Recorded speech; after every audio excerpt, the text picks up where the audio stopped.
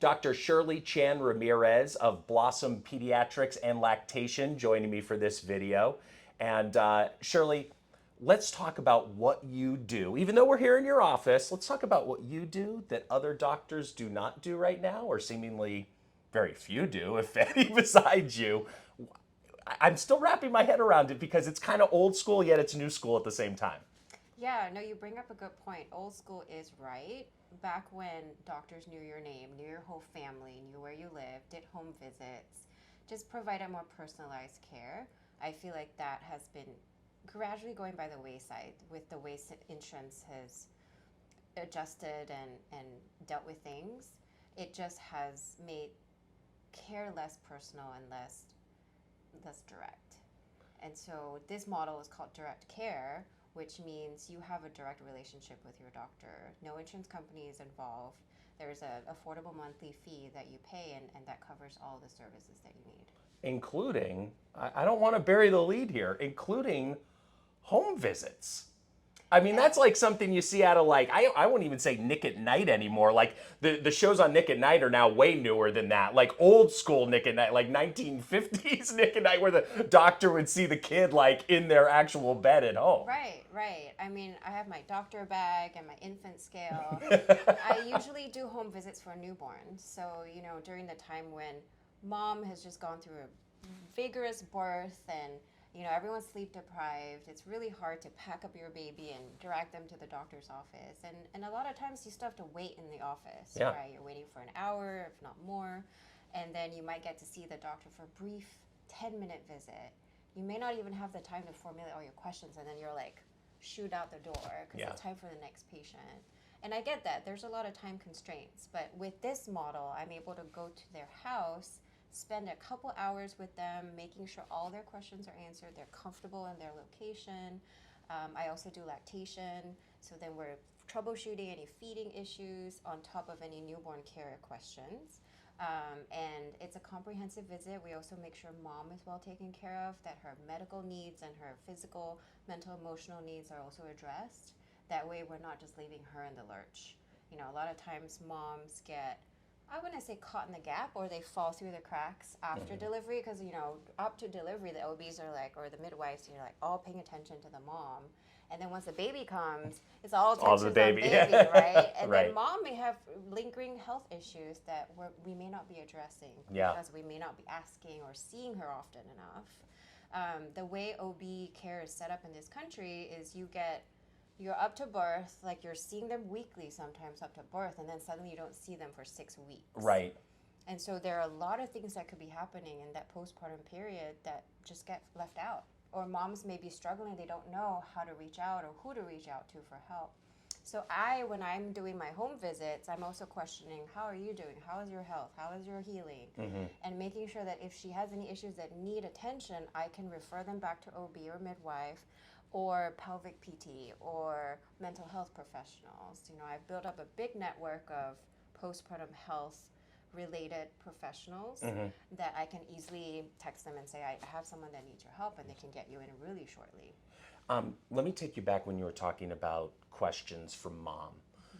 My wife was always really good. She would actually write everything down because she knew she was always going to forget something, right?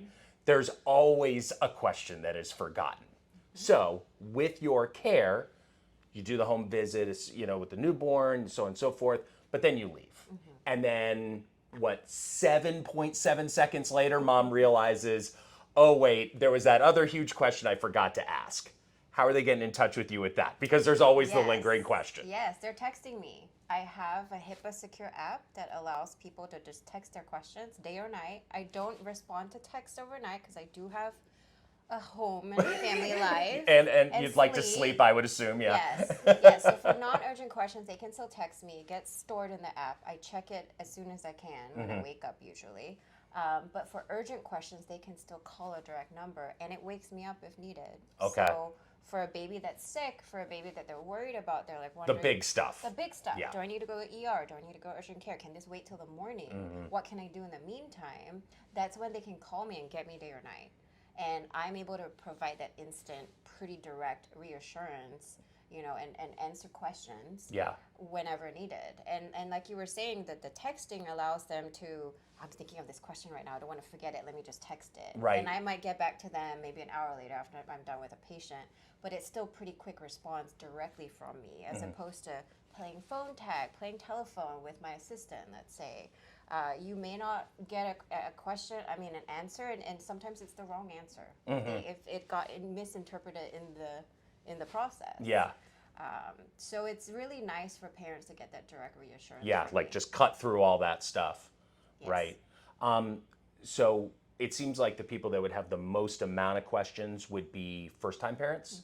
So what's your percentage of working with new families as opposed to, let's say, veteran families?